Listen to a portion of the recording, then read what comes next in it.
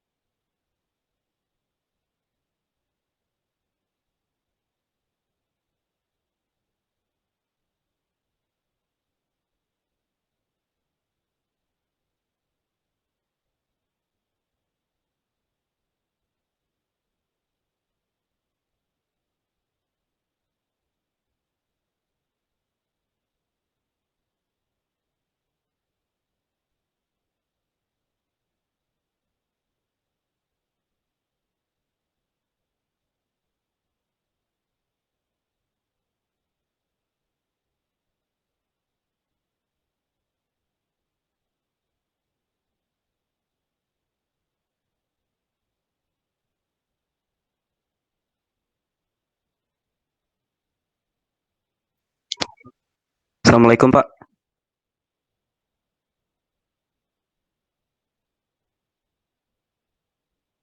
Udah bisa dimulai belum ini? Apa masih nunggu? Kita sudah berapa? 30. Berapa orang Pak? 39 ya? Ya kita mulai aja. Udah lebih 10 tadi ya.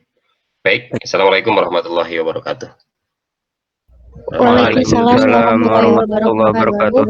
Waalaikumsalam warahmatullahi wabarakatuh. Kemudian kita panjatkan puji syukur kehadirat Allah pada kesempatan sore hari ini bisa bertemu kembali dalam kuliah ilmu hadis ya. Ini adalah pertemuan yang keempat. Hari ini kita akan membicarakan mengenai sejarah kodifikasi hadis ya. Ini juga satu hal yang penting untuk kita ketahui bagaimana proses hadis itu dibukukan dan perkembangannya seperti apa, siapa yang punya peran di dalam proses-proses pembukuan itu, dan hal-hal lain yang patut kita ketahui di dalam kajian mengenai kodifikasi ini. Kita akan difasilitasi oleh kelompok 3, Mas. Iya Pak. Kelompok 3. Nanti kita akan simak videonya atau presentasinya sama paper dan PPT-nya nanti kita bisa baca melalui grup WhatsApp ini. Mari kita buka terlebih dahulu kuliah pada kesempatan sore ini dengan bersama-sama membaca basmalah. Bismillahirrahmanirrahim. Oke, saya persilahkan kelompok 3 untuk mempresentasikan hasil diskusi kelompoknya tentang sejarah kodifikasi hadis. Bismillahirrahmanirrahim. Izin share screen ya Pak? Ya, silakan share screen.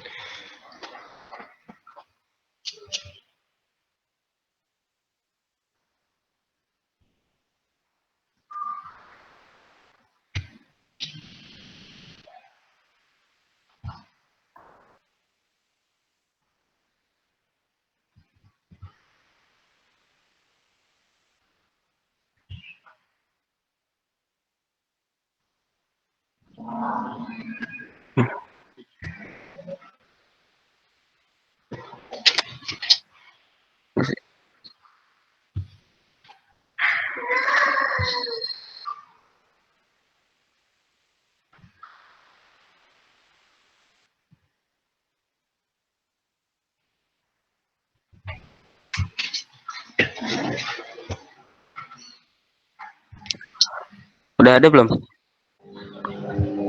Sudah. Oh iya Pak. Oke Pak. Bismillahirrahmanirrahim. Assalamualaikum warahmatullahi wabarakatuh. Waalaikumsalam warahmatullahi wabarakatuh. Sebelumnya izin perkenalkan diri. Izin memperkenalkan kami dari kelompok 3. Yang pertama ada Umi Latifah, yang kedua ada Novi Sana Inaba, yang ketiga ada saya sendiri, Fakhrudin Hanif. Di sini kami akan mempresentasikan sebuah materi pada mata kuliah Ulumul Hadis yang bertema periodisasi kodifikasi hadis atau sejarah kodifikasi hadis. Yang pertama itu dimulai dari pengertian kodifikasi hadis. Kodifikasi hadis secara bahasa diambil dari kata yang berasal dari bahasa Arab, yaitu tadwin. Sedangkan secara istilah, kodifikasi hadis atau tadwinul hadis adalah usaha untuk menghimpun catatan-catatan hadis Nabi dalam satu kitab atau dalam satu mushaf.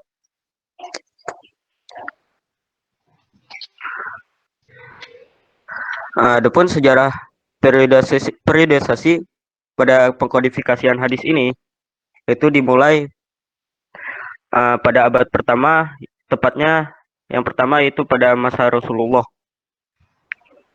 Pada masa Rasulullah ini dimulai oleh para sahabat, yaitu ada Khulafaur Rasyidin dan kawan-kawan yang mengikuti dan menerima hadis-hadis Nabi secara langsung. Jadi mereka-mereka ini menerima hadis langsung ya dari Nabi melalui majelis-majelis ilmu atau ceramah-ceramah yang disampaikan Nabi. Lalu diterima dan dihafal serta diamalkan dan disampaikan ke generasi-generasi berikutnya. Saat itu juga pada masa Rasulullah, sahabat sudah mulai menuliskan catatan-catatan hadis yang telah diterima. Dan yang pertama Hijriah itu ada masa sahabat tabi'in. Pada periode ini, pemeliharaan dan periwayatan hadis dilakukan dengan sangat hati-hati karena di masa itu sudah mulai banyak pemalsuan-pemalsuan dia dan pernyataan-pernyataan subjektif mengenai hadis Nabi. Selain itu mereka juga melakukan penyebaran hadis-hadis Nabi ke beberapa kota di luar Madinah agar tetap menjaga eksistensi hadis. Di masa ini juga para sahabat dan tabi'in sudah melakukan penulisan hadis secara bertahap. Slide selanjutnya akan disampaikan oleh Saudari Tifah. Silakan. Assalamualaikum warahmatullahi wabarakatuh. Saya Umi Latifah akan melanjutkan presentasi hadis pada abad kedua Hijriah, yaitu masa penulisan dan pembukuan hadis secara resmi. Abdul Aziz adalah seorang khalifah dinasti Bani Umayyah yang mengambil inisiatif untuk melakukan pengumpulan dan penulisan hadis secara resmi. Faktor-faktor yang mendorong pengumpulan hadis dan pengkodifikasian hadis Umar bin Abdul Aziz adalah tidak adanya penghalang karena Al-Quran sudah dibukukan, wilayah luas sehingga masalah makin kompleks, khawatir akan lenyapnya hadis karena banyak para penghafal yang sudah meninggal, maraknya hadis palsu. Pemakarsaan pengkodifikasian hadis secara resmi dari pemerintah menurut Ajaz Al-Khatib dalam kitabnya Tabaqat Ibnu Sa'ad terlebih dahulu oleh Abdu Al-Aus Ibnu Marwan, yaitu ayahnya Umar bin Abdul Aziz, gubernur, maka perluasannya masih terbatas, sedangkan Umar adalah seorang khalifah sehingga menjadi luas. Maka Umar bin Abdul Aziz memerintah Ibnu Hazm dan Zuhri pada abad ketiga Hijriah, yaitu berawal dari Khalifah Al-Ma'mun sampai awal Khalifah dari Kekhalifahan Bani Abbasiyah. Pada saat itu, ilmu pengetahuan sudah maju lebih cepat, kemudian melahirkan fikih dan ilmu kalam. Pada dasarnya, para imam mujtahid saling menghormati, namun para pengikutnya saling cekcok siapa yang paling benar. Mereka membuat dalil palsu, menjatuhkan satu sama lain. Hal itu dimanfaatkan oleh para orang zindik untuk adu domba. Adapun upaya yang dilakukan untuk melakukan pelestarian hadis yaitu melakukan perlawatan ke daerah-daerah, pengklasifikasian hadis ke marfu, mauquf, dan maqtu, dan penyeleksian hadis ke sahih, ihsan, dan dhaif. Selanjutnya hadis pada abad ke-4 sampai ke-7, yaitu periode ini masa pemeliharaan, penertiban, penambahan, dan penghimpunannya. Periode ini dimulai pada Khalifah Al-Muqtasim. Meskipun pada periode ini kekuasaan Islam mulai melemah dan bahkan mengalami keruntuhan pada pertengahan abad ke-7 Hijriah akibat serangan Hulagu Khan, cucu dari Genghis Khan, maka ulama-ulama dalam rangka memelihara dan mengembangkan hadis seperti periode sebelumnya menggunakan cara bentuk penyusunan kitab hadis pada periode ini adalah Al-Sahih, An-Awal, Al-Taqsim, Al-Musqat, Al-Muntaqa, dan Al-Muntakhar. Setelah lainnya karya-karya di atas, maka kegiatan para ulama berikutnya pada umumnya adalah merujuk kepada karya-karya yang telah ada dengan bentuk kegiatan seperti mempelajari, menghafal, memeriksa, dan menyelidiki sanad-sanadnya. Para ulama hadis periode ini memperkenalkan sistem baru dalam penjurusannya hadis, yaitu kitab atrof, kitab mustakhraj, kitab mustadrak, dan kitab jami'. Hadis pada pertengahan abad ke-7 sampai sekarang. Periode ini dimulai sejak Khalifah Abbasiyah di Baghdad ditaklukkan oleh tentara Tartar, dan kemudian kekhalifahan Abbasiyah tersebut dihidupkan oleh dinasti Mamluk dari Mesir. Pada permulaan abad ke-8 Hijriah, Utsman Qajuk mendirikan kerajaan di Turki di atas puing-puing peninggalan Bani Saljuk di Asia Tenggara. Kemudian mereka menaklukkan Konstantinopel dan Mesir serta meruntuhkan Khalifah Abbasiyah. Maka perpindahan pusat kekuasaan Islam dari Mesir ke Konstantinopel. Tapi pada abad ke-13 Hijriah, Mesir dengan dipimpin bangkit untuk mengembalikan kejayaan Mesir masa Islam. Namun bangsa Eropa secara bertahap mulai menguasai daerah-daerah Islam. Sehingga pada abad ke-19 Masehi sampai awal ke-20 Masehi, hampir seluruh wilayah Islam dijajah oleh bangsa Eropa. Kebangkitan para umat Islam baru dimulai pada pertengahan abad ke-20 Masehi, sehingga pada periode ini periwayatan hadis lebih banyak dilakukan dengan cara ijazah dan mukatabah. Pada periode ini, umumnya para ulama hadis mempelajari kitab-kitab hadis yang telah ada, dan selanjutnya mengembangkan atau meringkas sehingga menghasilkan jenis karya seperti kitab syarah, kitab mukhtasar, kitab zawaid, kitab petunjuk atau kode indeks hadis, kitab takhrij, kitab jami, dan kitab yang membahas masalah tertentu seperti masalah hukum. Selanjutnya akan dilanjutkan oleh Nofisana Naba. Baiklah, tujuan kodifikasi hadis. Yang pertama, menjaga hadis agar tidak punah. Yang dilatar belakangi karena kekhawatiran semakin sedikitnya para penghafal hadis, dikarenakan para ulama penghafal hadis yang gugur dalam medan perang maupun faktor usia. Kemudian yang kedua yaitu untuk memberantas hadis-hadis palsu. Hal ini dilatar belakangi oleh terpecahnya perpecahan politik dan perbedaan pendapat yang ada di kalangan pemerintahan dan juga di kalangan umat Islam. Kemudian yang ketiga, menjaga eksistensi hadis seiring dengan meluasnya daerah kekuasaan Islam. Karena makin banyaknya daerah yang sudah ditaklukkan oleh umat Islam, maka diperlukan eksistensi hadis dalam mengenalkan dan menjaga eksistensi hadis tersebut. Mungkin cukup sekian presentasi dari kami. Pertanyaan, monggo. Sudah selesai program mempresentasikan hasil diskusi kelompoknya. Akan lanjutkan dengan sesi diskusi. Sesi tanya buka 2 termin dulu ya. Termin pertama untuk penanya, nanti setelah selesai termin pertama kita lanjutkan dengan termin kedua. Dengan kalau nanti masih ada kesempatan akan kita buka lagi termin selanjutnya. Kita akan pertanyaan antaranya. Sebutkan nama dan NIM-nya. Assalamualaikum, Mbak. Assalamualaikum warahmatullahi wabarakatuh. Siapa nih? Maulana. Nomor berapa Maulana?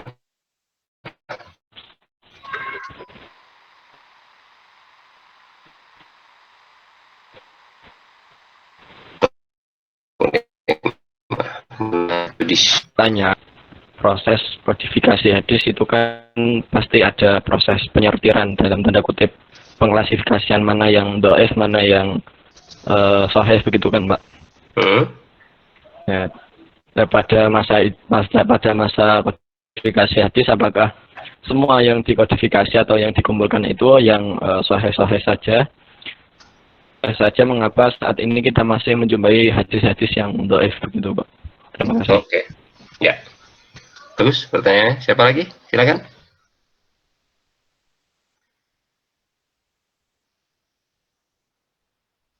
Assalamualaikum, Mbak. Waalaikumsalam warahmatullahi wabarakatuh. Iqbal. Ya, silakan Iqbal. Nomor berapa Iqbal?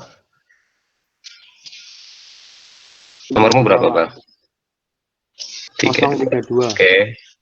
Iya. Saya ingin bertanya mengecekkan hadis dhaif. Semua hadis dhaif itu, misalnya terdapat hadis dhaif, apakah itu memang sesat atau tidak, Pak? Soalnya ketika saya membaca hadis dhaif, yang contohnya dari riwayat dari Abu Bakar Al-Ajiri dan dari Abu Umamah Al-Baili, isinya adalah barang siapa membaca seperempat Al-Quran, berarti dia telah diberi seperempat kenabian, dan seterusnya. Bukankah itu malah memberi semangat kita untuk membaca Al-Quran walaupun itu dhaif gitu loh, Pak? Ya. Itu saja pertanyaan saya. Oke. Ya. Siapa lagi?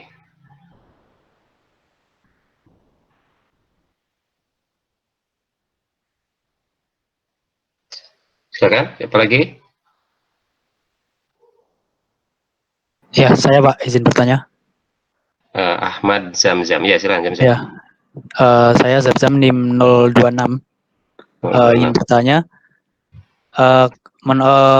pengklasifikasian hadis itu kan ada sahih, hasan, dhaif dan lain sebagainya. Itu kan dilihat dari perbuatan sahabat. Nah, itu pertanyaan saya, kenapa bisa ada sahabat yang dianggap meriwayatkan hadis itu dhaif gitu loh? Maksudnya, kok bukankah sahabat itu orang yang dekat dengan Nabi, jadi perilakunya itu benar-benar mencerminkan hampir seperti Nabi seperti itu. Kenapa bisa jadi hadis itu dhaif begitu? Oke. Sekian pertanyaan dari saya. Terima kasih. Baik, terima kasih Zamzam. Sudah ada 3 penanya untuk sesi yang pertama. Kita berikan kesempatan kepada kelompok 3 untuk mulai merespon pertanyaan-pertanyaan ini. Menarik pertanyaannya, silakan.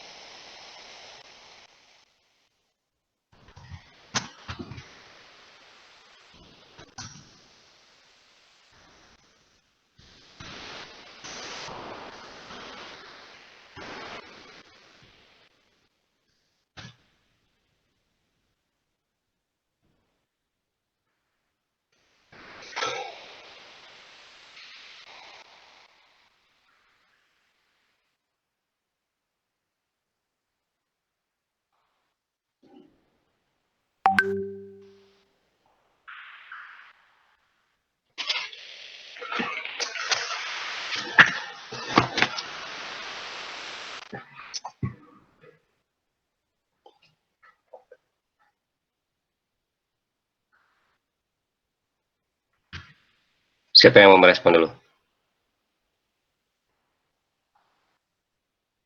Assalamualaikum, Pak. Silakan, Hanif. Ya, saya ingin mencoba menjawab pertanyaan dari saudara Iqbal yang bertanya apakah semua hadis doif itu sesat, gitu ya, Pak? Ya. Berdasarkan yang saya dapat, itu hadis doif itu boleh dijadikan pijakan dalam keutamaan amal, cuman tidak boleh dijadikan sebagai landasan utama gitu, Pak. Karena kan mungkin masih banyak hadis-hadis yang lebih kuat gitu daripada hadis doif tersebut. Jadi mungkin boleh saja gitu, Pak, dijadikan landasan, cuman gak boleh dijadiin landasan utama gitu, Pak. Menurut saya gitu, Pak. Maaf Ya, kalau salah, Pak. Ya, makasih. Ya. Gimana, Baik. Saudara Iqbal?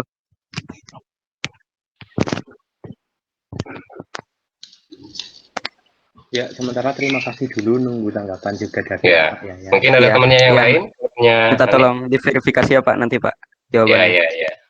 Masih, Pak. Temannya Hanif mungkin ada yang mau nambahkan? Silakan.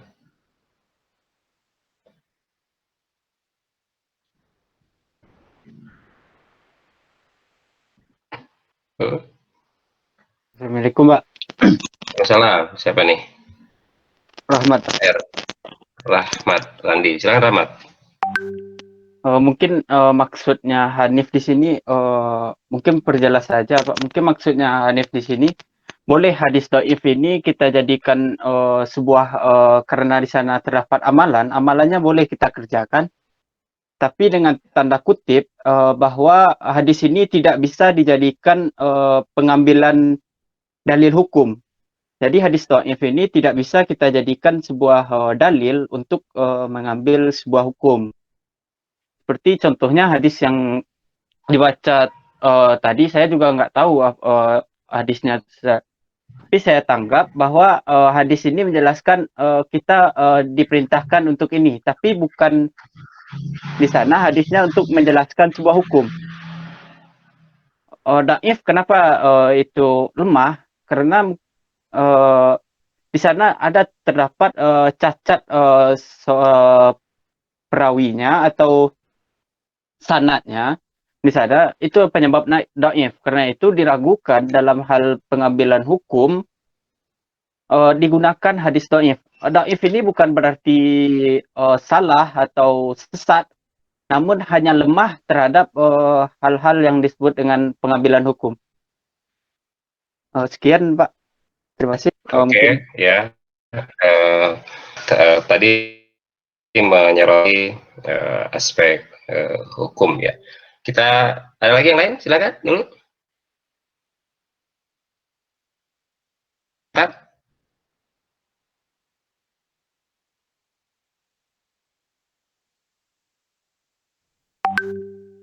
Ada.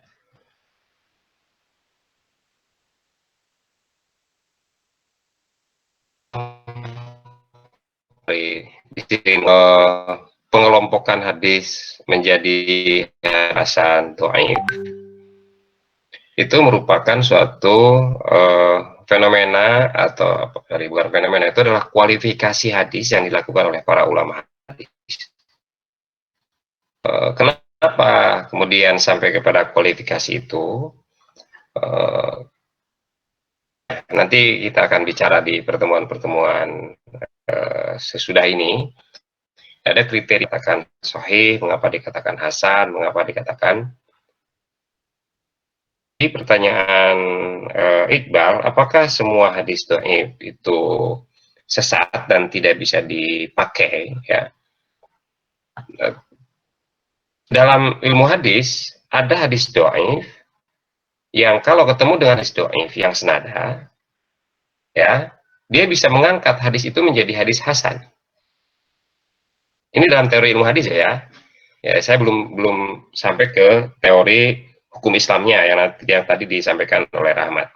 Jadi saya baru bicara mengenai dari ilmu hadisnya, bahwa kalau ada hadis dhaif dan kemudian ada juga hadis dhaif yang lain yang menguatkan hadis dhaif yang tadi, ini sama-sama dhaif nih, sama-sama lemah hadis ini.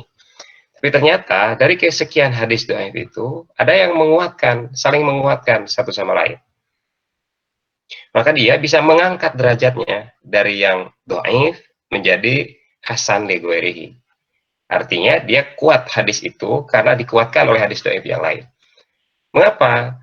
Bisa jadi hadis itu dalam jalur ini, ya, dalam 2 jalur atau 3 jalur, memang mengandung hal-hal yang tidak bisa dipertanggungjawabkan. Di antara sanadnya, rawinya itu ada yang mungkin kurang kuat hafalannya, mungkin ada yang syad, mungkin. Tapi karena hadis ini, matan hadis ini kok sama, lalu tidak bertentangan dengan hadis yang lain, lalu tidak bertentangan dengan Al-Quran, maka dia bisa naik menjadi hasan li ghairihi. Dalam konteks ini, hadis dhaif bisa dipakai.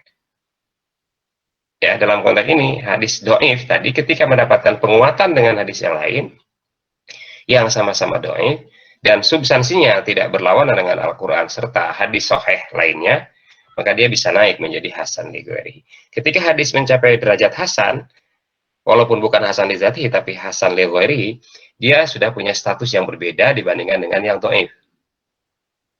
Itu ya, yang pertama. Kalau kita hubungkan dengan pengambilan hukum, maka hadis hasan li ghairihi ini sudah bisa digunakan sebagai landasan untuk mengambil hukum dari hadis itu.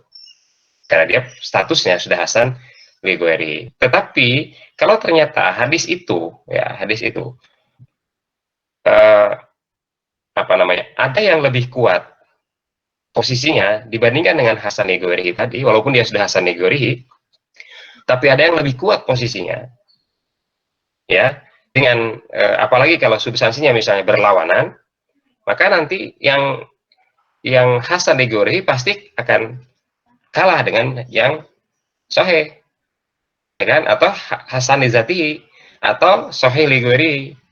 Jadi dia statusnya akan kalau dia berlawanan dengan yang sahih, maka dia akan tentu yang diambil adalah yang sahih. Dalam proses pengambilan hukum, tentu ulama lebih mempertimbangkan hadis yang sahih. Walaupun derajat yang dhaif tadi itu sudah sampai kepada hasan li ghairihi. Memang di tengah-tengah masyarakat dan sebagian para ulama berpandangan bahwa hadis dhaif itu tanpa melihat, ya, ini memang ini begini. Di dalam terminologi hukum Islam, ya, dalam terminologi hukum Islam, terutama bagi ulama mazhab, ya, terutama bagi ulama yang cenderung menggunakan mazhab sebagai landasan berpikirnya, tidak memperdulikan terhadap status hadis itu, gitu loh. Sekali lagi, terutama ulama mazhab atau ulama yang berpegang teguh pada mazhab, terkadang tidak memperdulikan terhadap hadis-hadis itu. Kenapa? Walaupun dhaif menurut ulama hadis, tetapi digunakan oleh ulama mazhab, dia akan gunakan. Itu sebagai konsekuensi dari dia taklid kepada ulama mazhab. Jadi tradisi bermazhab itu akan menganulir studi hadis ini, ya kan? Jadi tidak akan atau dalam tanda petik ya, akan mengabaikan studi yang dilakukan oleh ulama-ulama hadis yang berhasil mengklasifikasikan hadis sahih, hadis hasan, hadis dhaif. Mengapa? Karena dia sudah terlanjur menyandarkan seluruh pikiran pendapatnya kepada ulama mazhab ini. Sementara saudara sekalian, di ulama mazhab ini belum ada yang namanya klasifikasi hadis. Dicatat ya, di ulama mazhab itu belum ada klasifikasi hadis. Jadi, kalau ulama mazhab, misalnya dalam Al-Muwatta atau dalam Musnad Ahmad bin Hambal, diketahui, atau di Syafi'i misalnya, Syafi'i itu kan menggunakan hadis ahad itu. Diketahui ada dalil yang dhaif, hadis yang dhaif, yang itu dikonfirmasi oleh ulama periode hadis, ulama mazhab itu tidak akan pernah memperhatikan yang dikemukakan oleh ulama hadis. Sehingga kalau Anda baca perdebatan ulama mazhab ini, dulu mana antara ulama hadis dengan ulama fikih, dengan ulama mazhab? Jawabannya pasti ulama mazhab. Karena dia lebih dulu, lebih dekat mana kepada Nabi, kan begitu. Lebih dekat mana lebih hebat mana antara ulama hadis dengan ulama mazhab ini? Jawabannya bagi ulama mazhab pasti akan mengatakan lebih hebat ulama mazhab. Itu kan? Itulah akibat mengapa ada banyak ulama yang berpendapat hadis dhaif itu boleh digunakan. Kemudian belakangan muncul ada istilah hadis dhaif untuk fadhailul amal. Nah, itu kemudian agak melentur sedikit ya kan untuk fadhailul amal, artinya untuk keutamaan amal. Tapi amal yang di situ yang dimaksud itu tidak dibedakan amal apa, karena amal perbuatan manusia kalau dalam ilmu fikih itu bermacam-macam. Jadi perbuatan manusia yang disoroti oleh fikih ya itu bermacam-macam. Ada amal yang berkaitan dengan ibadah, ada yang berkaitan muamalah misalnya. Muamalah ini terbagi lagi, ada muamalah maliyah dan lain sebagainya, ada jinayah. Kalau misalnya kita bagi dua saja, ibadah dan muamalah, yang muamalah ini berkaitan dengan dagang, kemudian pernikahan, kemudian muamalah maliyah itu tentang harta bendaan misalnya. Nah, itu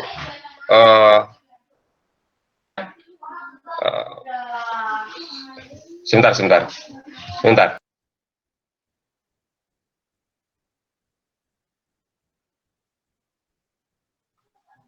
Oke, nah, anak-anak ribut di luar. Bukan di luar, di dalam, jadi saya nggak konsen. Aduh, sampai di mana tadi? Ya? Oke, jadi muncul belakangan gagak ungkapan tentang fadhailul amal.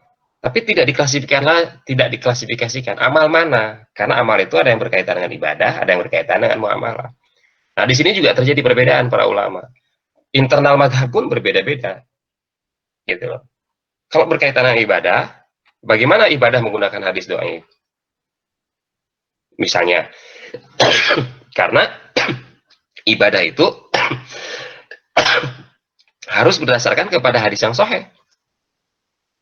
Jangan sampai, karena berdasarkan suatu kaidah usul yang mengatakan al-aslu fil ibadah al-butlan atau at-tahrim. Jadi kalau kita menggunakan hadis dhaif dalam soal ibadah, jangan-jangan kita niatnya adalah beribadah, tapi justru melakukan hal yang diharamkan. Gitu loh. Niatnya beribadah kepada Allah, tapi justru haram. Mengapa? Karena tidak pernah ibadah itu diajarkan oleh Rasulullah. Makanya jadi batal ibadahnya. Al-aslu fil ibadah al-butlan atau at-tahrim. Asal dari ibadah adalah batal. Jadi kalau menggunakan hadis yang lemah, yang tidak bisa dipertanggungjawabkan, bisa jadi melaksanakan ibadah, hal-hal yang ibadah yang tidak dicontohkan.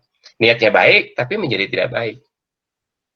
Gitu loh. Contoh seperti apa ya? Multiple choice lah. Anda ujian multiple choice, di situ diberikan 4 soal.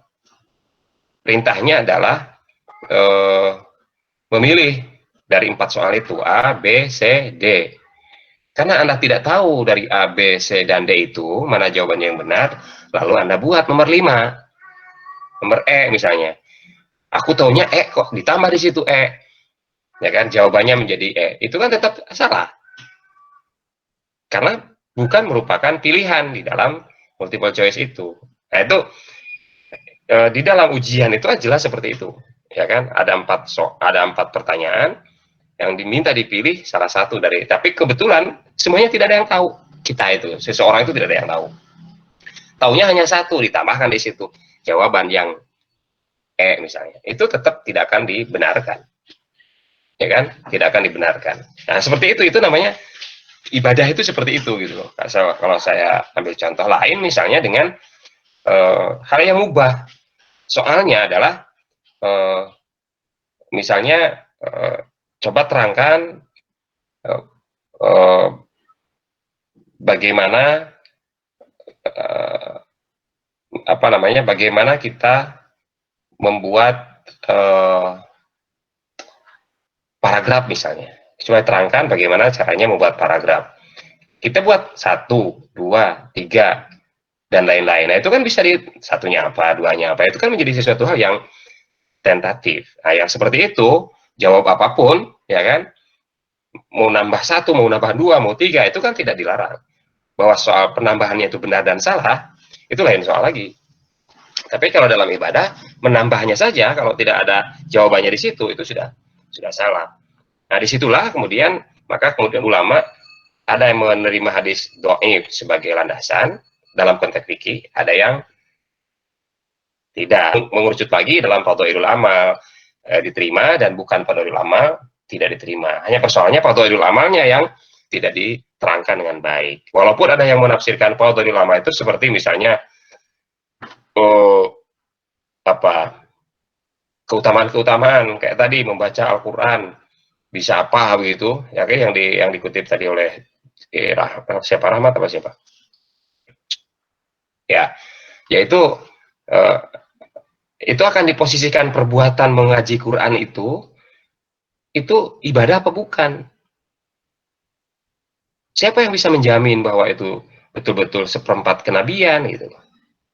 Wah, kalau itu tidak datangnya dari Rasulullah, itu mengada-ada.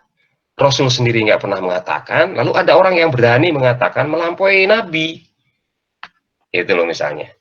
Apalagi hal-hal yang berkaitan dengan dunia gaib gitu, dunia eskatologis. Ada hadis dhaif yang menceritakan tentang kehidupan setelah mati, tapi dhaif. Siapa yang tahu? Siapa yang betul-betul tahu bahwa kalau itu bukan dari Nabi? Nah, Nabi kan memang diberi informasi oleh Allah untuk hal-hal yang bersifat gaib seperti itu, ya kan? Seperti peristiwa orang yang dalam kuburan bisa dijelaskan oleh Rasulullah, ya kan? Sehingga kita harus berdoa terhadap ketika lewat kuburan itu kita harus berdoa, Assalamualaikum ya ahla diyar, itu untuk memberikan kesejahteraan. Kalau tidak diajarkan oleh Nabi, lalu dijelaskan bahwa dengan cara ini nanti orang yang di kuburan akan begini, gitu. Dengan cara kita di sini nanti orang yang di kuburan akan begini, itu dari mana informasi itu, gitu loh?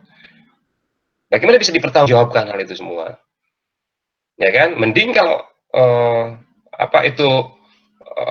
bisa dikonfirmasi, kan tidak bisa dikonfirmasi. Tidak ada yang bisa berhubungan dengan orang yang sudah mati. Walaupun kita titipkan HP di dalam kuburannya, kan dia tidak bisa SMS. Oh iya, aku sekarang dapat ini, kan nggak mungkin lah. Nah, hal seperti itu yang diperdebatkan oleh para ulama. Tapi prinsipnya di dalam ilmu hadis, yang dhaif itu masih bisa dipertimbangkan dan bisa naik derajatnya menjadi hasan ya Ghairi dalam ilmu hadis. Dalam konteks fikih terjadi perdebatan yang akut, yang sampai hari ini saya kira banyak ulama yang kekeh menggunakan hadis dhaif, walaupun dalam prakteknya masih ada hadis sahihnya. Gitu loh. Itu yang saya kira memang perlu didiskusikan tuh oleh teman-teman mahasiswa itu. Ada hadis dhaif, ada hadis sahih, dan kebetulan berlawanan antara yang sahih dan yang dhaif. Kemudian gunakan hadis dhaif ini untuk fadhailul amal, sementara dia berlawanan dengan yang sahih. Ya, itu yang masalah. Itu yang masalah seperti itu. Ya, itu saya kira mungkin tadi juga disebutkan oleh kawan Anda tadi yang memberikan tambahan jawaban. Mas Iqbal. Atau ada pertanyaan lain? Iqbal. Saya izin bertanya, Pak. Gimana, Iqbal? Oh ya, ada yang tanya, Pak. Enggak dulu, entar nanti Anda dulu komentar gimana? Pahami, tapi saya sedikitnya saya setuju sama konteksnya Rahmat tadi. Kalau hadis, misal hadis dhaif ya, Pak. Saya untuk penyemangat, tapi jangan sebagai landasan. Bagaimana, Pak? Misal kita nggak sengaja lihat hadis itu, hadisnya. Walaupun kita nggak tahu kalau itu dhaif, tapi dalam misal mempelajari Al-Quran atau apa, itu tidak. Semangat apa? Contohnya tadi, misalnya yang jadi setengah kenabian, memang ingin jadi nabi. Gimana maksudnya? Kamu agak gerak dikit, agak bergeser dikit. memiliki tenaga itu bukan berarti, maksudnya itu semangat gitu loh Pak. Oh kita dapat pahala kayak Nabi misalnya seperti itu, walaupun saya kurang tahu yang seperti itu. Oke. Ya, pahala nggak tergantung Allah Subhanahu Wa Taala. Tergugah gitu loh. Oh, aku baca Quran lah gitu. Tapi kalau setelah kita taif, tapi kita tetap semangat membaca Al-Quran seperti itu. Ya, motivasi itu bisa dilakukan oleh siapapun. Motivasi itu bisa dilakukan oleh siapapun. Ini kan konteksnya motivasi toh, ya kan? Jangan sampai memotivasi orang lain dengan hal yang salah, ya kan? Jangan sampai memotivasi orang lain untuk sergap ibadah, untuk sergap ngaji dengan info valid. Mungkin tujuannya bisa, tapi yang karena sebab orang begini, akhirnya informasi yang tidak valid itulah yang jadikan pegangan. Gitu loh, itu yang jadikan pegangan. Intinya yang namanya ngaji itu kan untuk baca Al-Quran itu. Hudal linnas wa bayyinatin minal huda wal furqan. Ngaji Quran itu sesungguhnya kita untuk mendapatkan petunjuk apa yang ada di dalam kitab suci itu. Ya kan? Lalu mengapa muncul kok bisa sama dengan separuh kenabian gitu? Itu kan logika yang itu terjadi, saudara sekalian, itu umum terjadi di tengah-tengah masyarakat untuk masyarakat yang masih dalam tahap mengenal. Masih dalam tahap mengenal. Seperti anak kecil, ya kan, anak kecil, saya pernah tuh waktu kecil dulu ingin sekali mendapatkan hadiah, ya kan? Kalau disuruh itu ini nanti dikasih ini, padahal tidak jadi dikasihnya gitu, hanya untuk motivasi. Tapi dalam psikologi itu ternyata ya tidak tepat gitu. Ya itu tidak tepat karena kita harus memberikan kepastian sesungguhnya di dalam mengajarkan agama itu. Kalau mau motivasi, banyak cara-cara motivasi. Sekarang ini muncullah motivasi orang untuk sholat dengan adanya makan Jumat berkah misalnya. Jadi orang datang ke masjid ya bukan untuk Jumatan, tapi untuk cari berkah. Itu maka banyak hadis-hadis kan begitu ya. Hadis-hadis yang doib itu, yang dibuat-buat itu, yang doib itu bahkan yang maudhu. Itu kan itu. Nanti pahalanya dapat ini, separuh surga, ya kan? Separuh ini. Itu bagi orang-orang yang memang motivasi belajarnya rendah, motivasi beragamanya rendah memang. Ya kan? Itu digunakan oleh ulama yang motivasi beragamanya sangat-sangat rendah menurut saya. Ya, dan itu juga dilakukan oleh ulama-ulama kita di Jawa. Coba pada saat bulan puasa, Idul Taraweh, itu di malam pertama di Jawa Barat loh ya, kasus di Jawa Barat ini. Ini sangat sosiologis banget ini dan sosiologi antropologi budaya kan begitu. Di tempat saya kalau pas namanya ada tradisi munggahan. Mungkin ada orang Jawa Barat munggahan. Munggahan itu adalah malam pertama Ramadan yang di situ diadakan sholat tarawih pertama. Apa yang ada di masjid? Di benak saya waktu kecil yang ada adalah lepet atau buras. Kalau di luar, kalau di sini namanya arem-arem. Jadi yang ada di kepala saya waktu kecil, satu Ramadan, di masjid pasti ada arem-arem. Dan masjid penuh. Sekarang tentu tidak boleh lagi COVID, ya kan? Tidak boleh penuh-penuh masjidnya, justru dijarangin. Itu adalah untuk daya tarik. Daya tarik. Memang masyarakat kita seperti itu. Nanti kemudian, malam likuran, yang sudah mulai gak ke masjidnya sudah berkurang, shop yang mengalami kemajuan itu, shop yang ke depan gitu, tadinya penuh ke belakang jadi ke depan, itu diadakan lagi, ada lepet lagi atau buras lagi atau ada arem-arem lagi. Biasanya likuran, malam selikur, telu likur, selawe, pitu likur, songo likur, ya kan? Benar ya, songo likur ya. 29. Nah, itu ada. Nanti kan orang-orang, wah, ini ramai ini. Nah, motivasinya itu apa? Akhirnya kan bukan tarawehnya. tersinggung, serdek ke kiri, serdek ke kanan, ribut aja, ya kan, saling geser-geseran. Karena yang dituju nanti arem-aremnya itu pada masyarakat yang sangat awam. Dan itu digunakan untuk itu. Jadi menurut saya dalam konteks akademik kita, itu bukan dalam konteks hukum, landasan beragama, bukan. Dalam landasan memotivasi, tapi sekali lagi menurut saya memotivasi itu juga harus menggunakan informasi yang valid. Jangan sampai memotivasi orang, tapi landasan memberi motivasinya tidak tidak valid. Carilah kalau memotivasi, cari yang valid. Sudah, cari yang valid. Apalagi kalau kemudian berkaitan dengan hal-hal yang sifatnya kegaiban, peribadatan, itu butuh dikonfirmasi. Tapi lagi-lagi, Iqbal, masyarakat kita ini beragam. Itu tadi, dan kadang-kadang sulit dibedakan. Yang mana sih yang membutuhkan motivasi itu dan mana yang tidak. Kalau saya punya mahasiswa saya nih, 39 orang di sini, yang hadir 36. Mana di antara mahasiswa yang membutuhkan motivasi dengan informasi doif tadi, mana di antara mahasiswa yang membutuhkan informasi yang valid gitu. Kan saya nggak tahu. Ya kan? Taunya adalah dari cara berpikir tadi. Cara berpikir, oh mahasiswaku level berpikirnya ini. Yang ini level berpikirnya begini. Kelihatan. Mengapa kemudian saya lebih banyak memilih berdiskusi, tapi bukan untuk menghakimi.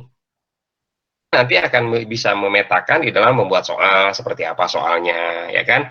Lalu bisa saya cek, oh saya dugaan anak ini begini berpikirnya, ketika saya berikan soal begini, jawabannya akan ke sini, betul.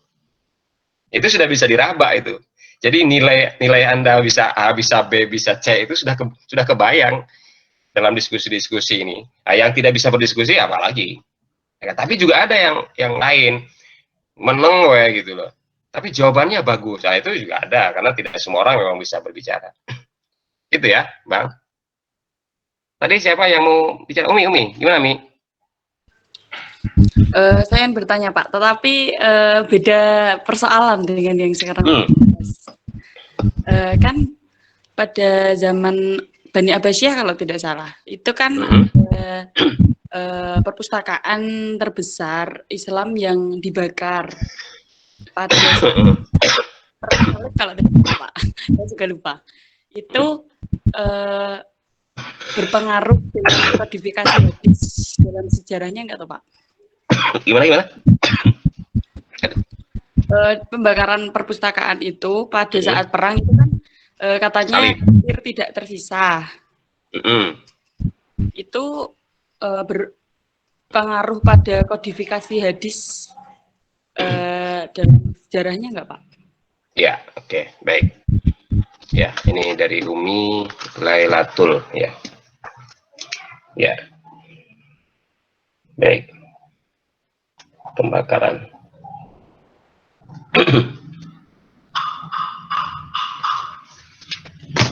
Ya, ada lagi yang lain? Silakan. Ini ada tambahan pertanyaan, nggak apa-apa. Silakan direspon yang tadi. Kalau Iqbal sudah selesai, mungkin yang lain, Mas Nadi dan kawan-kawan. Ya, Mas Nadi. Ya, Nadi itu. Assalamualaikum, Hanif, Pak. Waalaikumsalam. Siapa ini? Novi. Novi, silakan. Saya akan menjawab pertanyaan dari Mas Zamzam. Kenapa sahabat ada yang meriwayatkan hadis doi? Karena mungkin para sahabat pada masa itu tidak maksimal dalam memilah-milah hadis yang bersumber dari Nabi Shallallahu Alaihi Wasallam dan kemudian menyampaikannya kepada para perawi yang tidak layak. Dan kemungkinan yang kedua, kemudian juga soal fanatisme mazhab yang membela kepentingan kelompoknya. Dan juga untuk memotivasi masyarakat untuk lebih rajin beribadah kepada Allah Subhanahu wa taala. Mungkin itu.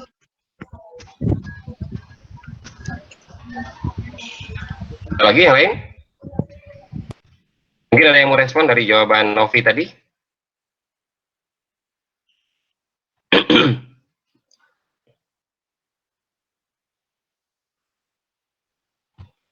Oke, perlu diketahui ya, Zamzam, sahabat itu ada dua. Ada sahabat besar dan ada sahabat kecil. saya tidak mendapatkan informasi dari sahabat besar yang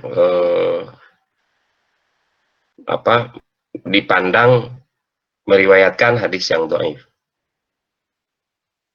dari sahabat besar. Sahabat besar itu adalah orang yang hidup semasa dengan Nabi di waktu dewasanya. Ya, seperti Abu Bakar, Umar, Utsman, Ali, Abu Hurairah, Ibnu Abbas, ya kan?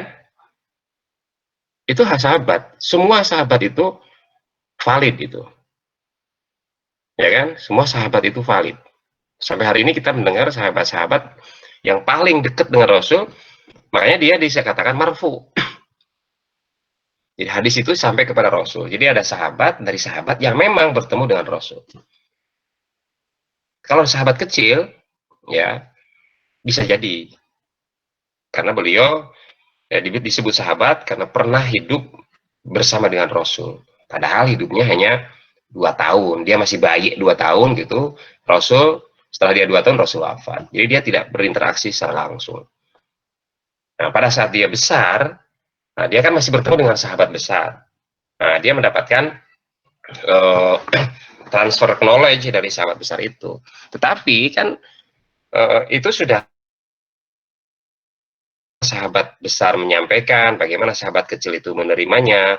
Nah, dimungkinkan itu terjadi hal-hal yang tidak sesuai dengan yang diterima dari Nabi. Jadi kalau sahabat besar, saya belum mendapati sahabat besar siapa yang dan orang yang tidak beriman itu kan tidak dibilang sahabat. Sahabat itu kan orang yang semasa dengan Nabi, beriman kepada Nabi, dan meninggalnya adalah dalam keadaan beriman. Jadi kalau di masa sahabat besar, justru sekarang ini beberapa hadis yang kita terima adalah dari mereka. Dan kalau tidak ada sahabat besar, maka hadis itu menjadi hadis hadis mauquf, hadis yang berhenti di sahabat. Dan kalau sudah hadis mauquf, ya jelas kualitas hadis itu akan berbeda, ya kan? Kalau misalnya tidak sampai kepada Nabi, nanti hanya disebut dengan athar sahabat, itu juga beda lagi, ya kan? Tidak sampai kepada Nabi, ya, maka jadinya adalah athar sahabat misalnya. Tapi kalau dia di dalam konteks hadis bisa mauquf atau bahkan berhenti di tabi'in maktu, ya kan? Semacam itu. Jadi kenapa tadi dikatakan ada hadis yang dhaif, yang sanadnya setelah sahabat kecil ke sini, ya kan? Setelah sahabat kecil ke sini. Mengapa? Karena peristiwa fitnah besar, ya, fitnah ataupun pertikaian politik itu kan di era tabi'in. Dari situlah muncul, dari zaman itulah muncul periwayatan-periwayatan hadis yang tapi maudhu, hadis palsu yang sengaja diproduksi oleh pihak-pihak tertentu untuk kepentingan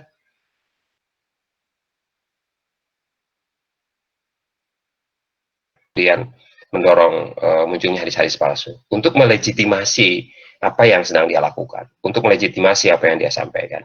Di masa itulah, jadi masa sahabat kecil, masa tabi'in ini yang munculnya perawi-perawi hadis yang karena semakin ke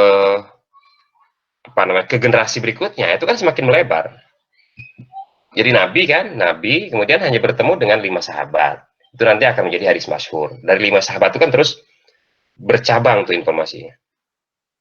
Ya kan, bercabang, terus ditelusuri, sampailah kepada perawi yang terakhir.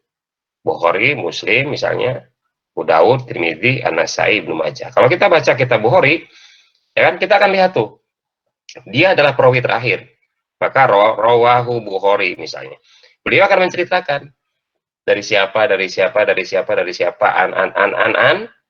ya kan? Rasulullah SAW bersabda, haddatsana, ya kan gitu. Haddatsana menceritakan kepadaku, kata Bukhari itu. Kemudian dari siapa, an Abi Hurairah radhiyallahu anhu, anna Rasulullah sallallahu alaihi wasallam qala. Nah, yang kita terima sekarang biasanya hanya dari An Abi Hurairah itu, An Ibni Abbas, An Ummu Salamah, ya kan, An Aisyah. Itu kan dari yang dekat dengan Nabi langsung. Itu udah sahabat itu. Baik yang perempuan maupun yang laki-laki. Sementara yang kesininya itu jarang diceritakan. Terutama hadis-hadis yang kita kutip. Karena kalau diceritakan hadasan-hadasananya itu kan mungkin kebanyakan nulisnya pesannya tidak nyampe. Yang diambil matannya toh bahkan. Bahkan dari Abu Hurairahnya enggak, dari Rasulnya Pak enggak gitu kan. Cuman atau Rasul bersabda, paling tidak dari Rasul bersabda bahwa bla bla bla bla, langsung matannya saja. Ya, kira-kira begitu. Berarti bisa dikatakan rusaknya di situ mulai zaman tabi'in, sebenarnya ada kepentingan-kepentingan politik di sana, akhirnya diberantakan, begitulah istilahnya, Pak. Iya, betul, betul. Jadi masa konflik-konflik kekuasaan. Itu dalam agama itu loh. Ada Khawarij, ada Mu'tazilah, ada Syiah, ada Ahlussunnah wal Jamaah. Di situ itu. Di situ mulai berantakannya itu, ya kan? Lagi dengan menguatnya ulama madhab fikih. Nah, itu juga semakin hadis itu dikesampingkan. Walaupun dipakai gitu loh, tetapi dia tidak menjadi perhatian. Maka kemudian perhatian kepada hadis justru setelah establishnya imam madhab. Bukhari Muslim itu kan setelah imam madhab itu. Tadi sudah saya sampaikan. Kadang-kadang orang ngapain megang kepada ulama hadis? Ulama hadis itu belakangan. Lebih hebat mana dengan imam madhab gitu. Kan begitu. Ya, justru pada saat muncul ulama hadis, ulama mazhab, fikih itu sudah merasa redup. Kejumudan, masa keredupan. Fikih redup karena terkooptasi oleh madhab. Ya, pada madhab itu, tiba-tiba hadis naik. Ilmu hadis naik. Kodifikasi hadis naik. Penelusuran hadis dari ulama hadis seperti Bukhari, bayangkan ratusan ribu hadis yang beliau hafal. Kalau menurut Ibnu Hajar hanya sekitar 9.000. Ulama lain bilang hanya 6.000. Karena memang diulang-ulang tuh. Dalam kitab Bukhari yang tebal itu kan satu matan, beliau sebutkan sanad-sanadnya. Jadi kalau disebut dengan 9.000 hadis, di situ banyak yang diulang matannya. Tetapi beliau menceritakan dari jalur yang berbeda. Hadis yang sama diceritakan dari jalur ini, dari jalur yang ini, dari jalur yang ini. Gitu loh. Jadi banyaklah gitu loh. Matannya itu kadang-kadang satu matan bisa 3-4 jalur. Kalau misalnya dirata-ratakan 3-4 jalur, wajar. Makanya ada bilang hanya 3.000 hadis yang diceritakannya. Loh, kok bisa jadi 9.000? Masing-masing hadis diriwayatkan dengan 3 jalur yang berbeda. Disebutlah jadi hadis 1, hadis 2, hadis 3, hadis 4. Kan gitu. Itu kira-kira, Mas Zam-Zam. Oh, iya, Pak. Terima kasih, Pak. Yang lain, Assalamualaikum, Pak. Ya, siapa yang menjawab? Milatika. Ya, Saya akan menjawab pertanyaan dari Maulana Jodi. Pertanyaannya, saat proses kodifikasian apakah yang sahih saja? Menurut saya, mungkin pada saat itu yang paling penting adalah mengambil hadis-hadis sahih.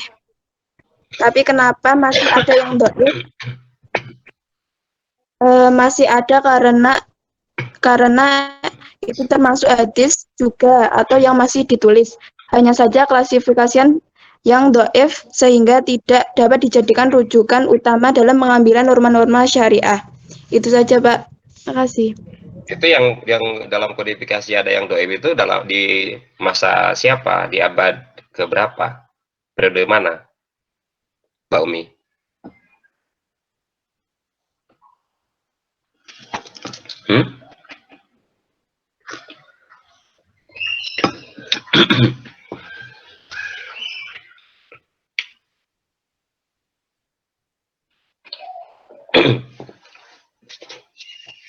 Kalau nggak salah di periode pengklasifikasian, Pak.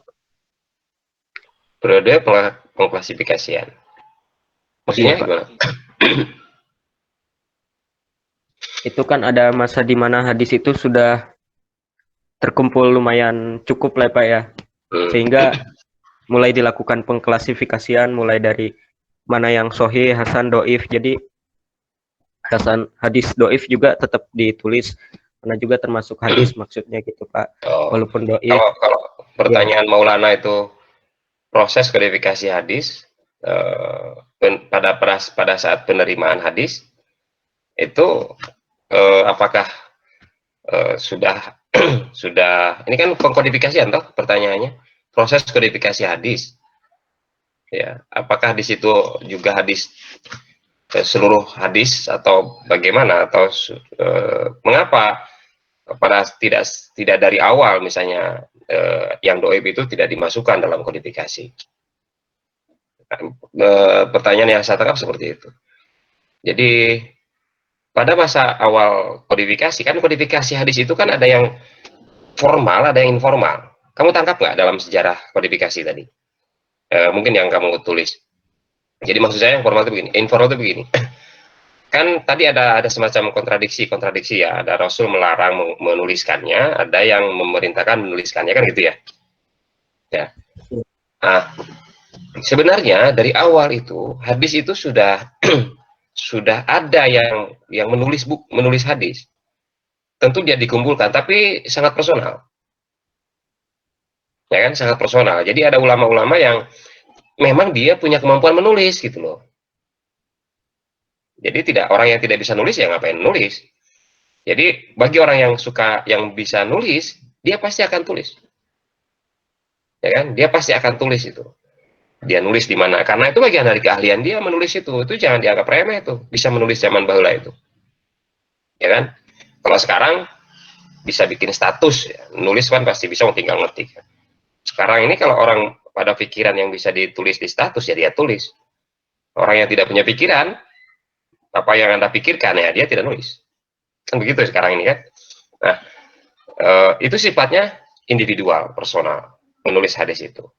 Sampai dengan masa Umar bin Abdul Aziz. Akhir abad pertama, awal abad kedua. Umar bin Abdul Aziz itu kan masa kejayaan Umayyah, ya kan? Nah, disitulah ada dorongan dari di sahabat-sahabat sebelumnya sudah ada upaya-upaya itu, sudah ada upaya penulisan hadis, tetapi belum seserius yang dilakukan oleh Umar bin Abdul Aziz, sehingga Umar bin Abdul Aziz itu dianggap sebagai tokoh penggagas kodifikasi hadis. Sebelumnya itu nggak direken. Walaupun ada orang yang menuliskan hadis dari personal para sahabat dan tabiin itu banyak yang menulis itu, ya. Tapi di zaman Umar bin Abdul Aziz itulah gerakan pengkodifikasian hadis cukup masif, dan dia memberikan instruksi kepada gubernur-gubernur yang ada di bawah kekuasaannya untuk menggalakkan hal semacam itu. Pada zaman itu apa saja yang dibilang hadis dia tulis. Persepsi para sahabat dan persepsi tabiin yang ada pada saat itu, yang dia dapatkan hafalan dari para sahabat sebelumnya, ya, dan dia cross check dengan para tabiin yang lain, dia tulis. Ya, kamu dengar ini enggak? Oh ya dengar. Kamu dengerin enggak? Dengar, tulis. Dia juga ada upaya-upaya meng-cross check seperti itu supaya memang tidak campur antara hadis dan bukan hadis. Jadi ada upaya untuk melakukan hal seperti itu. Ada upaya sesuai dengan kapasitas mereka masing-masing. Kalau toh kemudian diketahui ada hadis-hadis yang lemah masuk ke situ, karena penelitian tentang hadis secara serius, ini lain lagi. Kalau tadi kan kodifikasi, ya kan? Penelitian tentang hadis yang sudah dikodifikasikan itu belum serius, ataupun seorang yang memang memiliki hafalan hadis belum secara sungguh-sungguh untuk mensortir, tadi katakannya, mensortir hadis. Jadi sekaliber Imam Malik misalnya, Al-Muwatta, sama Musnad Ahmad bin Hambal, Imam Ahmad bin Hambal, itu tidak masuk kepada kutubus sittah. Dan tidak masuk ke dalam Sahihain, apalagi gitu kan. Kan di dalam Sunni ada gradasi hadis. Kutubus sittah itu Bukhari, Muslim, Tirmidzi, An-Nasai, Abu Daud, dan Ibnu Majah. Yang atas itu Bukhari, Muslim itu kan dia disebut dengan Sahihain atau Sahih Bukhari dan Muslim. Yang sananya kan ada Musnad, ya kan? Jadi bukan tidak dikatakan sahih, karena memang upaya yang dilakukan oleh Bukhari dan Imam Muslim ketika dia melakukan penelitian tentang hadis untuk melakukan pensortiran tadi, mana yang sahih dan mana yang bukan, mana yang dari Nabi dan mana yang bukan, itu memang lebih serius. Kita bisa baca dalam sejarahnya. Ya, sebelum itu tidak ada upaya maksimal semacam itu, sehingga Imam Malik, Ahmad bin Hambal misalnya, dia menuliskan apa yang dia ketahui bahwa itu dari Nabi, ya kan, berdasarkan kelisanan yang ataupun cross check terhadap tulisan yang sudah dibuat oleh tabiin sebelumnya, ya kan, dia kan tabiin.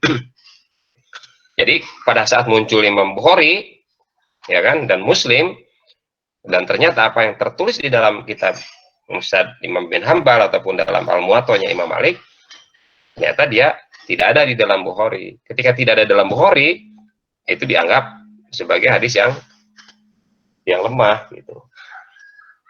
Dari situ. Jadi kalau misalnya masih memuat hadis-hadis yang lemah pada saat kodifikasi, karena prosesnya itu, proses awalnya yang memang riset tentang hadis itu puncaknya ya, pada abad ketiga Hijriah itu di Bukhari dan Muslim. Dan ternyata apa yang dilakukan oleh Bukhari dan Muslim itu pun di era sekarang itu dikritik juga oleh muhadisin kontemporer, ahli hadis kontemporer, seperti yang dilakukan oleh Nasiruddin Al-Albani, ya kan? Itu pun begini, orang yang sudah ya, tadinya kan nggak percaya dengan hadis itu, bukan nggak percaya, orang yang terlalu kekeh dengan madhab, imam madhab, Bukhari mengatakan ini doib apa yang dikatakan imam madhab itu ulama madhab itu menolak, udah dipakai saja, imam madhab pasti baiknya kok.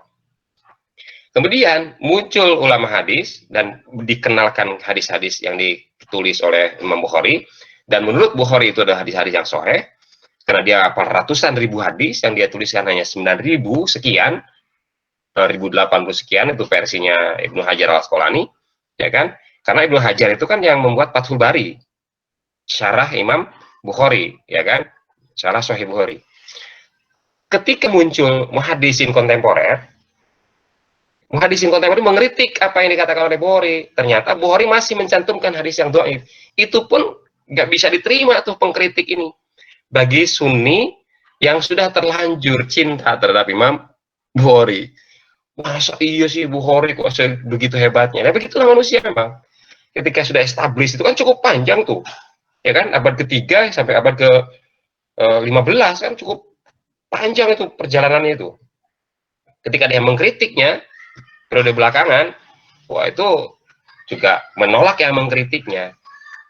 Itu satu fenomena yang tidak bisa kita hindari. Kalau saya sih, ya selama dia memang memiliki bukti-bukti yang valid bahwa apa yang disampaikan oleh Bukhari itu misalnya ada di antara satu sanadnya yang syad misalnya, atau ada yang mungkin tidak sikoh, yang dulu pada saat Imam Bukhari melakukan riset luput misalnya dari perhatiannya, dan sekarang kan sudah ada kitab-kitab yang bisa dirujuk, ya kenapa tidak gitu loh, karena itu dalam konteks ilmu.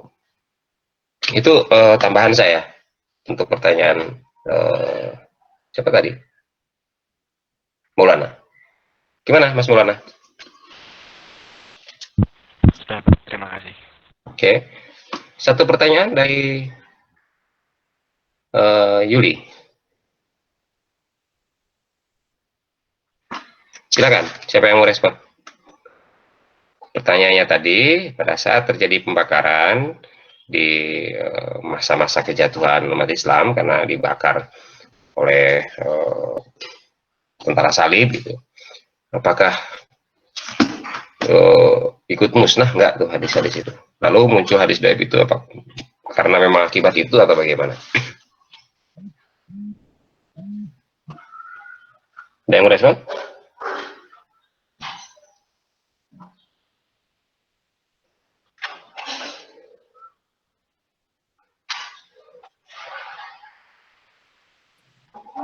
Izin menjawab, Pak.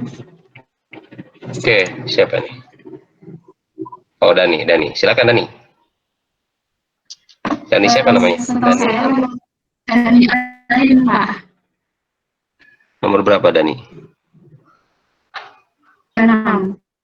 36. Oke, silakan Dani.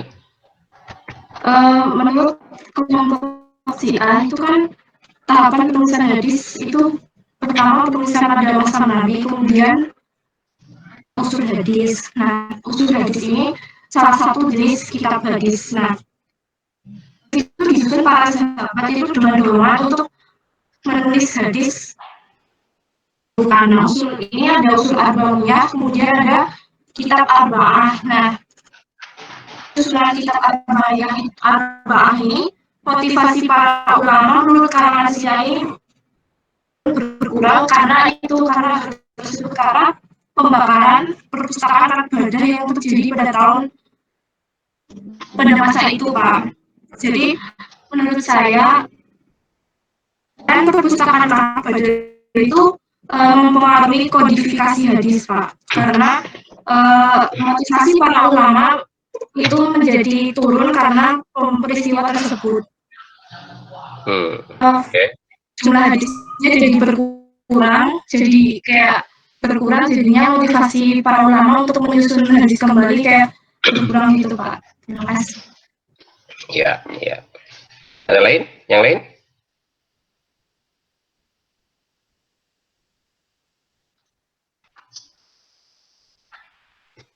Assalamualaikum, Pak. Ya, silakan, Rahmat.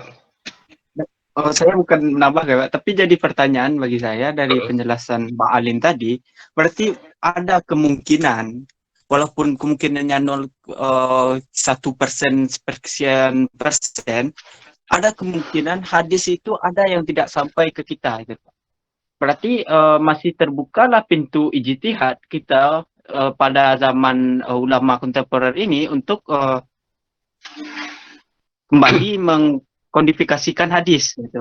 Itu menjadi pertanyaan karena penjelasannya itu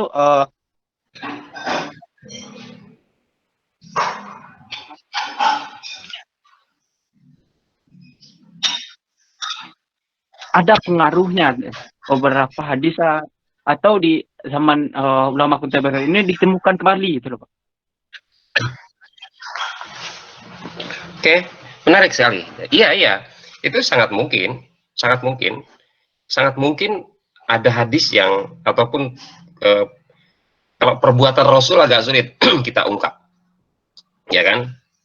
Karena kalau kita sekarang mau melakukan penelitian tentang hadis dan berasumsi bahwa ada hadis yang belum tercatatkan sehingga kita berharap ada sesuatu hal yang baru misalnya, dan itu diyakini nanti akan datangnya dari Nabi, itu hanya bisa kita lacak melalui artefak dalam konteks ilmiah, ya, artefak. Jadi studinya adalah studi arkeologi, ya, studinya studi arkeologi. Artinya kalau kita menemukan suatu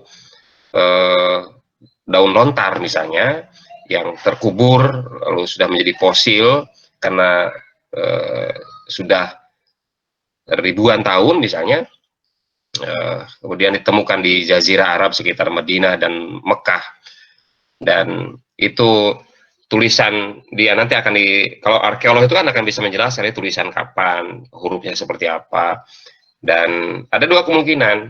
Pertama, misalnya betul-betul itu suatu tulisan yang baru dan belum pernah dikenal selama ini, ya kan?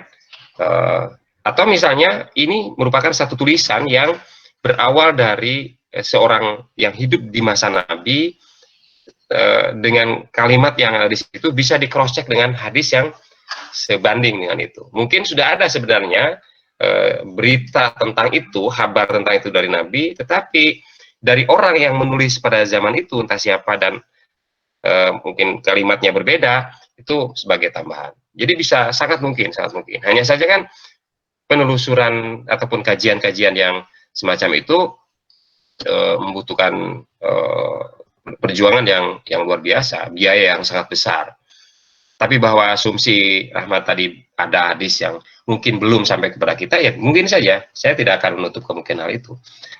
Kalau kita melihat sebegitu hebatnya usaha Imam Bukhari, ya kan, ratusan ribu hadis. Sebenarnya kan masa sih Nabi selama hidupnya hanya 100.000 kalimat dari Nabi, kan nggak mungkin, ya kan?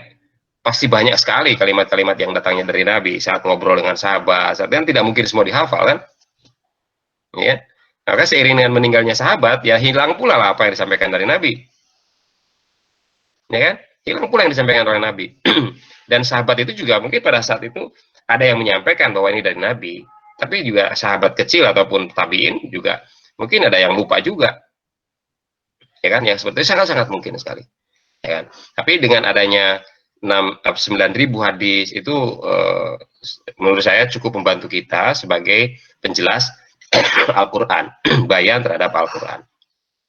Kalau tadi, apakah pada saat perang salib pembakaran perpustakaan itu kemudian yang menyebabkan hadis doaib? Saya kira bukan. Saya kira bukan, karena hadis itu ditulis pada saat itu ya bukan hanya disimpan di perpustakaan, ya kan, bukan hanya disimpan di perpustakaan, tapi juga bisa disimpan di dalam di pribadi seseorang yang menuliskan hadis itu, ya kan. Di dalam pribadi seorang yang menuliskan hadis itu, sehingga sekarang kita mendapatkan Bukhari dan Muslim. Kalau misalnya pada saat itu terbakar semua, kita tidak akan mengenal Bukhari dan Muslim. Kalaupun terbakar semua, kita bisa melacak karya-karya itu di barat, ya. Kita melacak semua karya-karya itu di barat, karena beberapa karya yang monumental, ya, itu kan dibawa ke barat. Seperti kita kenal tentang penafsiran buku-buku filsafat Yunani yang ditulis oleh Ibn Rus misalnya, Aristoteles, itu kan kita temukan di barat. Saya kira bukan itu penyebab munculnya hadis-hadis doif, ya. Sehingga seolah-olah karena sudah punah semua direka-reka hadisnya seperti ini. Tidak, saya kira, karena ada naskah-naskah yang bisa diselamatkan, yang ada bukan di dalam perpustakaan. Bisa naskah-naskah itu bisa di dalam masjid, ya kan? Bisa di tangan seorang tokoh, ya kan? Bisa di tangan seorang penguasa saat itu, sehingga warisan-warisan intelektual dan hadis yang sampai dari Rasul bisa kita terima sampai saat ini. Itu, Mbak Umi. Oke, Mbak Yuli. Iya Pak, terima kasih Pak. Oke. Masih ada lagi?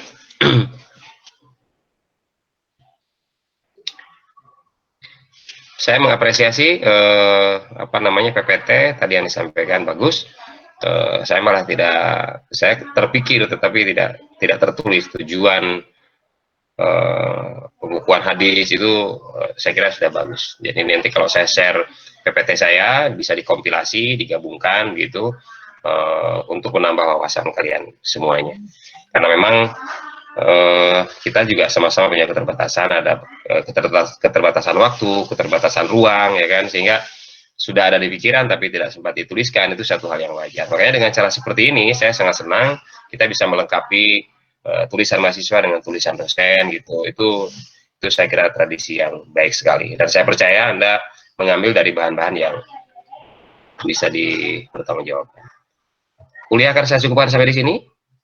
Bagaimana? Kira-kira bisa dipahami semuanya? Oke, saya juga punya,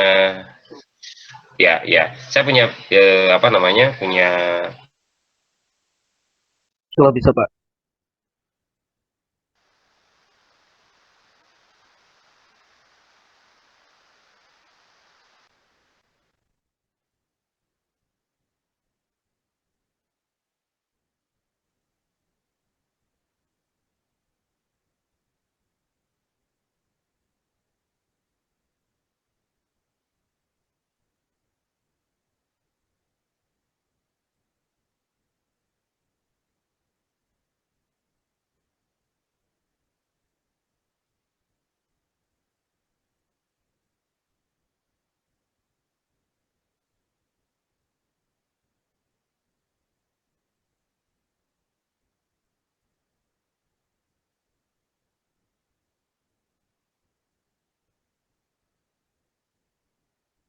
Halo.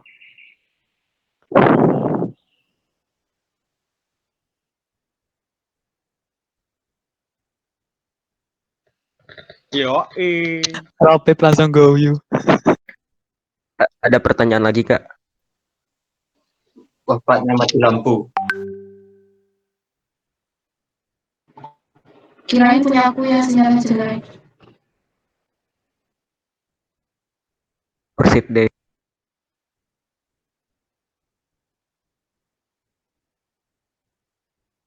Ya udah aku keluar ya teman-teman.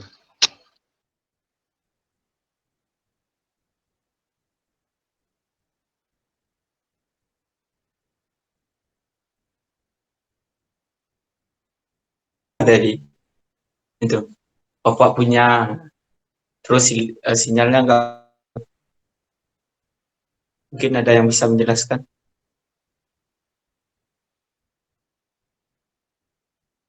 Ya nggak ada lah, nggak ada lah. Emang ada yang tahu, emang ada yang bisa baca pikiran Pak Yayan?